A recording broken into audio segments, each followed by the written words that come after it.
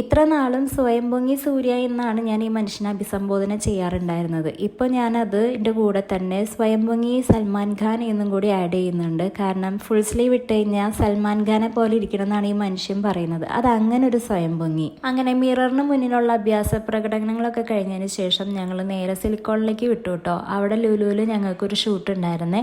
ഷൂട്ടൊക്കെ പെട്ടെന്ന് തന്നെ തീർന്നു കേട്ടോ. അപ്പോൾ ഞങ്ങൾ വിചാരിച്ചു ചെറിയൊരു ഷോപ്പിംഗ് നടത്താമെന്ന്. പക്ഷെ ഞങ്ങൾ ചെന്ന സമയം ഭയങ്കര ലേറ്റ് ആയതുകൊണ്ട് തന്നെ ഷോപ്പൊക്കെ ഓൾമോസ്റ്റ് ക്ലോസ് ചെയ്യാറായിട്ടുണ്ടായിരുന്നു.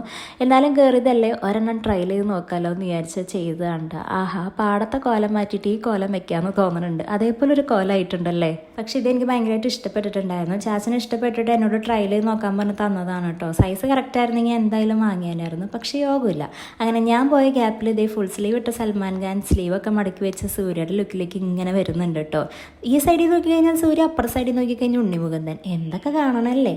അങ്ങനെ ഒരു മിറർ കണ്ടു കഴിഞ്ഞപ്പോൾ ഞാനും വെറുതെ വിട്ടില്ല. പക്ഷെ നമ്മളെ ഇപ്പുറത്തെ സൈഡിൽ നോക്കിക്കഴിഞ്ഞാലും അപ്പുറത്തെ സൈഡിൽ നോക്കിക്കഴിഞ്ഞാലും ഞാൻ തന്നെ. അങ്ങനെ ഷോപ്പൊക്കെ ക്ലോസ് ചെയ്യുന്ന ടൈം ആയതുകൊണ്ട് തന്നെ കൂടുതൽ അവിടെ കിടന്ന് കറങ്ങാൻ നിന്നില്ല. ഞങ്ങൾ നേരെ അതേ വണ്ടിയിലേക്ക് വന്നു കേട്ടോ. അപ്പോൾ എൻ്റെ കൈ ഒന്ന് പിടിച്ച് നടക്കുമോ മനുഷ്യ, പണ്ടൊക്കെ എന്തോരം കൈ പിടിച്ച് നടന്നിട്ടുള്ളതാ എന്നും പറഞ്ഞിട്ട് ഞാൻ പുരാണം പറഞ്ഞ് വരുന്ന സമയത്ത് ദേ കൈ ഇറുക്കി പിടിച്ച് വരാണ് കേട്ടോ. അങ്ങനെ ഞങ്ങൾ പോയിക്കൊണ്ടിരിക്കുമ്പോൾ ദേ ആ ഒരു പ്ലെയിൻ ഞങ്ങളുടെ വീഡിയോയിൽ പെട്ടു. ശരിക്കും പറഞ്ഞാൽ ഇതൊരു അൺഎക്സ്പെക്റ്റഡ് ആയിട്ട് പെട്ട പെടലാണ് കേട്ടോ. ഞാൻ ഈ വീഡിയോ എഡിറ്റ് ചെയ്യാൻ വേണ്ടി എടുത്തു കഴിഞ്ഞപ്പോഴാണ് ഞാൻ തന്നെ അങ്ങനെ ഒരു പ്ലെയിൻ പോണത് കണ്ടത് തന്നെ. പക്ഷെ അതെനിക്ക് ഇഷ്ടപ്പെട്ടു കേട്ടോ. അങ്ങനെ പോണ വഴിക്ക് വീട്ടിൽ ചെന്നിട്ട് ഫുഡ് കഴിക്കാനായിരുന്നു നമ്മുടെ പ്ലാൻ. പക്ഷെ പോണ വഴിക്ക് ഞങ്ങൾക്ക് പൊറോട്ടയും ബീഫും കഴിക്കാനുള്ള ഒരു ത്വര കയറി കഴിഞ്ഞപ്പോൾ നേരെ റെസ്റ്റോറൻറ്റിലേക്ക് വിട്ടു കേട്ടോ.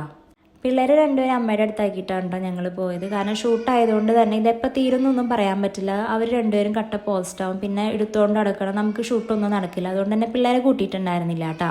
അങ്ങനെ ഞങ്ങൾ പൊറോട്ടയും ബട്ടർ ചിക്കനും ബീഫ് ഫ്രൈ ആണ് കേട്ടോ ഓർഡർ ചെയ്തത്. ബട്ടർ ചിക്കന് പകരം പനീർ കറിയാണ് ഞങ്ങൾ ഉദ്ദേശിച്ചിട്ടുണ്ടായിരുന്നത്. അപ്പോൾ അത് മതി എന്ന് പറഞ്ഞു കഴിഞ്ഞപ്പോൾ ചാച്ചനെടുത്ത വഴിക്ക് അയ്യേ പൊറോട്ടയ്ക്ക് ആരെങ്കിലും പനീർ കൂട്ടോ എന്ന് പറഞ്ഞപ്പോഴത്തേക്ക് ഞങ്ങളുടെ മൂടങ്ങ് പോയി. ഒന്നാമത് ഐശു ബീഫ് വിരോധിയാണ്. പിന്നെ എനിക്കും ഈ പൊറോട്ടയ്ക്ക് ബീഫ് അങ്ങനെ വലിയ ഇഷ്ടമൊന്നുമില്ല. ഈ പനീറോ അല്ലെങ്കിൽ ഇതേപോലെ ബട്ടർ ചിക്കനോ അങ്ങനെയൊക്കെയാണ് എനിക്കിഷ്ടം കേട്ടോ. അങ്ങനെ ഞങ്ങൾ ബട്ടർ ചിക്കൻ പറഞ്ഞു. അത് കഴിഞ്ഞപ്പോഴല്ലേ മനസ്സിലായത് ഈ മനുഷ്യനും ബട്ടർ ചിക്കൻ കഴിക്കാൻ വേണ്ടിയിട്ടാണ് ഞങ്ങളെ കൊണ്ട് അത് ഓർഡർ ആക്കിപ്പിച്ചിരുന്നത്. കാരണം ചാച്ചന് പനീർ ഇഷ്ടമല്ല. അപ്പോൾ ബീഫ് ഫ്രൈ ആണെന്നുണ്ടെങ്കിൽ ഡ്രൈ അല്ലേ, അപ്പോൾ ഇച്ചിരി ഗ്രേവി വേണ്ടതെന്ന് വിചാരിച്ചിട്ടാണ് ചാച്ചൻ ബട്ടർ ചിക്കൻ മതി എന്ന് ഞങ്ങളെ കൊണ്ട് പറയിപ്പിച്ചത്. അപ്പോൾ കുറേ പേര് കമൻസിൽ ചോദിച്ചായിരുന്നു ഐശു എവിടെ എന്നുള്ളത്. ഐശു എങ്ങും പോയിട്ടില്ല, ഐശു ഇവിടെ തന്നെ ഉണ്ട്. അവൾ രാവിലെ എണീറ്റ് പണിക്ക് പോകുന്നു, രാത്രി വരുന്നു. ഞങ്ങൾക്ക് പോലും കാണാൻ കിട്ടുന്നത് ഞായറാഴ്ചയാണ്. അപ്പോൾ നമ്മുടെ ഐശുമ്മയും ഇവിടെ തന്നെയുണ്ട്. അപ്പോൾ അടുത്ത വിശേഷം നമുക്ക് അടുത്ത വീഡിയോയിൽ കാണാം.